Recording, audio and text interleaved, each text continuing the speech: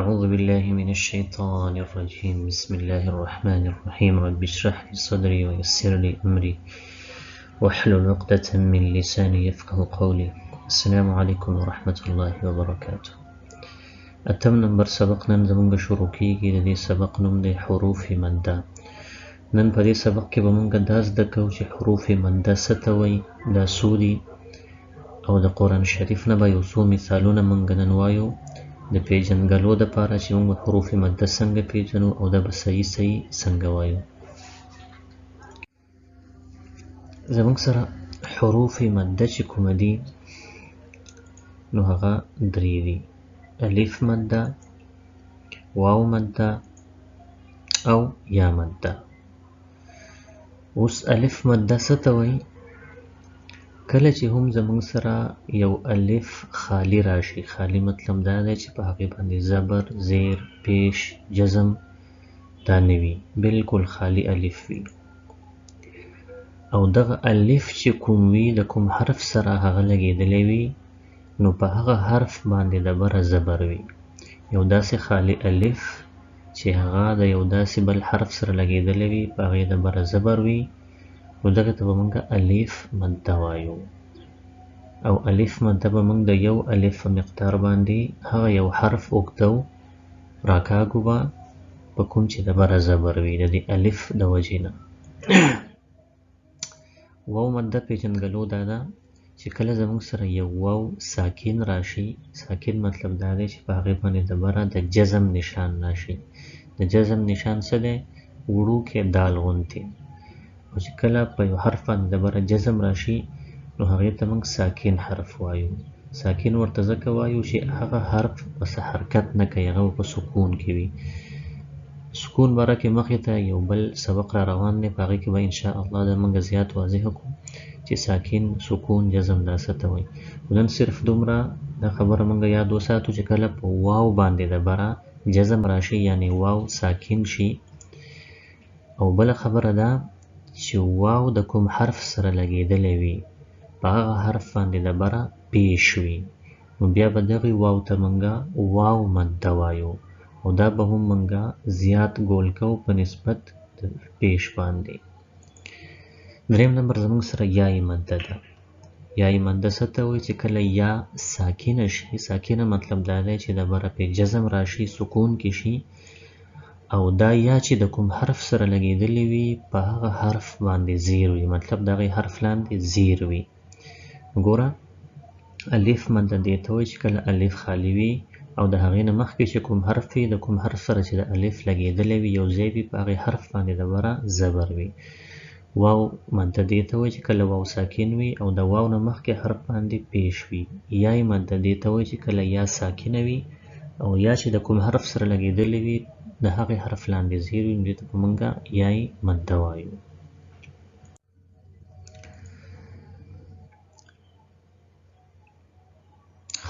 اوس مونږ راځو د قرآن شریف نه به یو څو مثالونه وایو چې قرآن شریف کې به مونږ ته څنګه پته لګي چې دلته کې الف مده ده، دلته کې واو مده ده یا دلته کې یا مده ده. او مونږ به د دې خیال ساتو چې دا به مونږه د یو عام زبر، زیر او پیش سره به دا مونږه نه مکس کوو، بلکې دې کې فرق دی. یو عام زبر، زیر، پیش سره مونږ صرف حرکت ورکوو، خو چې کله زمونږ سره حروف مده راشي دا درې نو بیا به هغه حرف، هغه زبر والا حرف یا هغه زیر والا حرف یا هغه پیش والا حرف به مونږ بیا اوږدو. نو اولنی مثال له راځو مونږه د الف مده. دلته کې که تاسو وګورئ نو زما سره د لفظ دی لا ریب، لا ریب. که د لا ته مونږ وګورو، لا ته، او په دې لا کې مونږ بیا د الف ته خیال وکړو نو دا الف چې کوم دی دا خالی الف دی، په دې باندې د بره هیڅ هم نشته. او دا الف چې د کوم حرف سره یو ځای شوی دی نو هغه حرف دی لام. او په دې لام باندې د بره زما سره څه شی دی؟ زبر دی. نو ګوره مونږ الف مده دې ته ویلی وو چې کله زموږ سره یو خالی الف راشي او هغه خالي الف چې د کوم حرف سره یو ځای په هغې باندې د بره زبر راشي، نو دا بالکل زموږ سره دلته کې اوس یو الف مده ده. دا لا به مونږه اوس راکاږو، لا ریب فیه، دا لام به مونږه اوږدو، اگر چې په دې لام د بره زبر دی او مونږه د زبر ډیفینیشن دا کلی و چې یو زبر صرف حرکت وي، دا یو حرف لا حرکت ورکوي. لکه که دلته کې زموږ سره د الف نه وی نو بیا به مونږ لام زبر ل ویلی، ل به م ویلی، خو دلته کې چونکې الف دی او دا الف خالی دی، د دې وجې نه دا زما سره د حروف مده نه الف مده شو. نو اوس په دلته کې دا لام مونږ د یو الف مقدار باندې اوږدو، څنګه چې مونږ په کړه زبر کې به اوږداو. نو اوس به دا مونږ وایو لا ریب، لا ریب، لا ریب.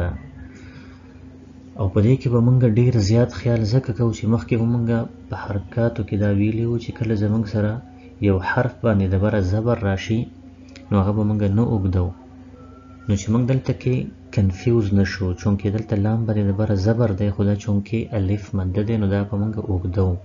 او که فرض که دلته کې مونږ دا لام زیات اوږد نه کو نو دا به یو ډیره غټه غلطي وي، ځکه چې مونږ دا خبره کړې وه چې لا اصل کې په عربی کې وای نه ته.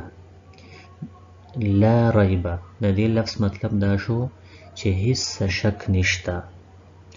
خو که فرض که مونږ دلته کې لا ونه وایو او صرف لا وایو، صرف لا وایو، نو دا به زموږ سره یو ډیره غټه غلطي شي، ځکه چې د لا مطلب بیا دی ضرور. لا ریبه مطلب په دې کې ضرور شک شته، داسې قسمه معنی ته جوړیږي. نو دې وجې نه به مونږ د حروف مده ډیر زیات خیال ساتو. دلته زموږ سره حروف مده دی نو مونږ به د لام اوږدو، مونږ به وایو لا ریب، لا ریب، لا ریب فیه. دغه شانتې بل یو مثال زموږ سره کېدلی شي، مونږ په سورې فاتحه کې هر مونځ کې دا وایو ایاک، ایاک، ایاک. اوس ګوره دلته کې الف مده چېرته دی؟ ګوره دې ته که مونږ وګورو دا زموږ سره یو الف دی او دا الف بالکل خالی دی، په دې باندې زبر زیر پیش نشته، او دا چې د کوم حرف سره را یو ځای دی نو هغه حرف څه ده؟ یا. او په یا د بره زما سره څه دی؟ زبر دی. نو د دې نه ماته پته ولګېده دا د الف مده په ډیفینیشن باندې پوره راځي. الف خالی دی، د الف نه مخکې چې کوم حرف دی په هغې د بره زبر دی، د دې وجې نه دا زما سره یو الف مده شو. نو اوس به د یا لره زه اوږدومه، ایاک به نه ویمه، ایاک به ویمه، ایاک نعبدو، ایاک نعبدو، او دې ته مونږ الف مده وایو. اوس مخکې مونږ ځو واو مده. د قرآن شریف نه یو دوه مثالونه مونږ وایو او د واو مده باره کې هغه مثالونه دي. که دلته کې مونږ وګورو نو یو لفظ ما سره دی رسول الله، رسول الله. ګوره په دې کې واو مده چېرته دی؟ د واو مده ډیفینیشن مونږ دا کړی چې کله یو واو زما سره ساکن راشي او د هغې نه مخکې حرف کوم چې د هغې سره لګېدلی وي په هغې باندې د بره پیش راشي نو دې ته مونږ واو مده وایو. نو که دلته مونږ وګورو واو چې زموږ سره دی نو هغه دا دی، دا یو واو دی او په دې واو باندې د بره څه دی؟ سکون دی، جزم دی. او دا چې د کوم حرف سره لګېدلی دی هغه سین دی او په هغې حرف باندې د بره زما سره پیش دی. نو دا اوس زما سره څه شو؟ واو مده شو. واو مده به مونږ د عام پیش په نسبت باندې زیات ګول کوو. که فرض که دلته کې زما سره صرف سین وی په هغې پیش وی نو ما به ویلی سو، خو چونکې دلته کې د سین سره واو دی او هغه واو باندې د بره جزم دی نو دلته کې زما سره واو مده جوړیږي. نو زه به رسو، سو، زه به د سین لره زیات اوږدومه، زیات به ګول کومه. رسو، رسول الله، رسول الله. دویم مثال کې که مونږ وګورو نو لفظ دی لا يموتو. په دې کې واو مده چرته دی؟ بالکل اسانه خبره ده، واو زما سره دا دی، په دې باندې د بره جزم دی، او دا واو چې د کوم حرف سره لګېدلی دی مخکې، نو هغه زموږ سره میم دی او په هغې د بره پیش دی. نو دلته کې به دې میم لره موږ زیات ګول کوو، ځکه چې په دې کې زما سره واو مده جوړېږي. لا یموتو، لا یموتو. نو دا مثالونه شو د واو مده. اوس موږ راځو یای مده ته. یای مده یو مثال زموږ سره د سورې فاتحې نه دا دی: الحمد لله رب العالمین. دې کې یای مده چرته ده؟ د یای مده ډیفینیشن موږ دا کړی او چې کله زموږ سره یو یا سکون کې راشي، مطلب داسې یو یا راشي چې په هغې باندې د بره جزم وي او د هغې یا نه مخکې چې کوم حرف وي، یعنې دا یا چې د کوم حرف سره لګېدلی وي نو د هغې حرف لاندې زیر وي، نو دغه یا به زموږ سره یای مده وي او د دغې یا د وجې نه هغه کوم حرف چې د یا سره لګېدلی وي هغه به موږ ښکته طرف ته زیات اوږدوو. لکه دلته کې زما سره یا چې کوم ده نو دا ده او په دې باندې جزم دی د بره، او بله خبره دا ده چې د کوم حرف سره لګېدلی د مخکې هغه حرف میم دی او د هغه میم لاندې زما سره زیر دی. نو د حروف مده کې چې زموږ سره کومه یای مده وي د هغې په ډیفینیشن باندې دا بالکل پوره دی. دلته کې به موږ دا میم ښکته طرف ته څنګه چې لکه میم کړي زیر می، هلته کې کړي زیرو، دلته صرف زیر دی، خو د یای مده د وجې نه به دا موږ زیات اوږدو ښکته طرف ته. الحمد لله رب العالمین. مین مین. که موږ سورې فاتحه په غور سره وګورو نو د سورې فاتحې په هر یو آیت کې په آخري لفظ کې زموږ سره یای مده کېږي. الحمد لله رب العالمین الرحمن الرحیم. رحیم بیا مده وشوه، یای مده.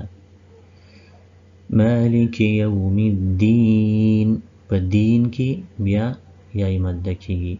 ایاک نعبد و ایاک نستعین، نستعین کې بیا مده کېږي. اهدنا الصراط المستقیم، قیم بیا مده کېږي. صراط الذين أنعمت عليهم غير المغضوب عليهم ولا الضالين. آخري لفظ کې بیا زموږ سره یای مده وشوه. دا زموږ سره یای مده وه. زموږ سبق چې کومه ونننې هغه زموږ سره حروف مده و. حروف مده زموږ سره درې دي: الف مده، واو مده او یا مده. الف مده دې ته وایي چې کله الف زموږ سره خالی راشي د هغې نه مخکې زبر وي. واو مده دې ته وایي کله چې واو زموږ سره سکون حالت کې راشي د بره پې جزم وي او د هغې نه مخکې پیش وي. او یای مده چې کوم ده نو هغه دې ته وایي چې کله یا باندې د بره جزم راشي او د هغې نه مخکې چې کوم حرف وي د هغې لاندې زیر وي، څنګه چې تاسو ته مخامخ رب العالمین په دې کې تاسو ته ښکاري نو ته یای مده وایي. د دې خبرو به موږ ډېر زیات خیال ساتو، خاص کر چې په لام باندې د بره زبر راشي او د هغې لام سره الف لګېدلی وي نو هلته به موږ ډېر زیات خیال ساتو. هغه به موږ خامخا اوږدو ځکه چې د هغې معنی ده لا نه، او که فرض که هغه موږ اوږد نه کړو هغه لام نو د هغې معنی بالکل زموږ سره الټه راځي. نو کوشش به کوو چې د خپلې غلطیانې ورو ورو د قرآن شریف زده کوو. او دا ویډیوګانې مخکې شیر کړئ د خپل ملګرو سره، د چا چې هم شوق وي چې قرآن شریف زده کړي، چونکې رمضان میاشت هم را روانه ده او رمضان چې کوم دی په دې کې قرآن شریف نازل شوی دی. شهر رمضان الذي انزل فيه القرآن. نو چې موږ کوشش وکړو چې په رمضان کې خپل قرآن شریف چې کوم دی هغه بالکل صحیح کړو، په صحیح طریقه باندې د ویلو زده کړه موږ انشاءالله د دې کوشش وکړو. السلام علیکم ورحمة الله وبرکاته.